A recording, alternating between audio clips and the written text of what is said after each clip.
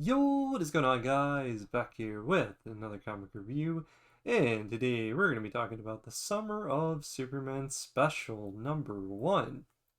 As you can see here, this is not the cover B, this is a reprint, second print, done by Alexandra Lozano. Very beautiful. And the way you tell the difference is instead of a barcode, we have a DC logo in that corner. It's white, but you can kind of see it. It's the opposite side of her hand. It is a $6.99 cover price, much bigger book, and that makes it to where it's a little questionable. I'm not necessarily like willing to pay up for a book, but I make an exception here. Nice cover, and you're getting a lot of content. Now let's get into the inside of the book. Interestingly enough, we're thrown back into Superman's past, where he has a crush on a girl named Lena. Kent is wanting to confess his love for her. What happens is he hears something off in the distance and he responds, so he has to switch over into Superman using an excuse. And that's where everything kind of goes down. When Superman responds to that call, it ends up being Veletis, and while they're fighting, he sees his future, which shocks him since he was really in love with Lena.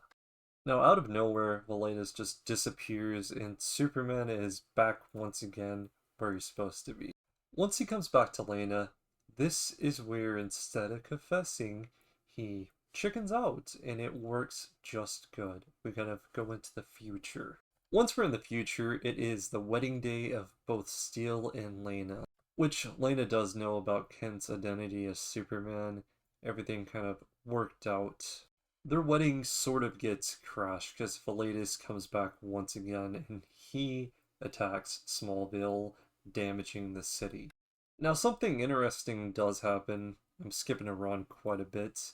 Mr. Terrific, as well as Superman, and a new character, I believe, from Justice League Unlimited that can read minds or do something with some psychic powers, is teamed up to try and get contact with him once again.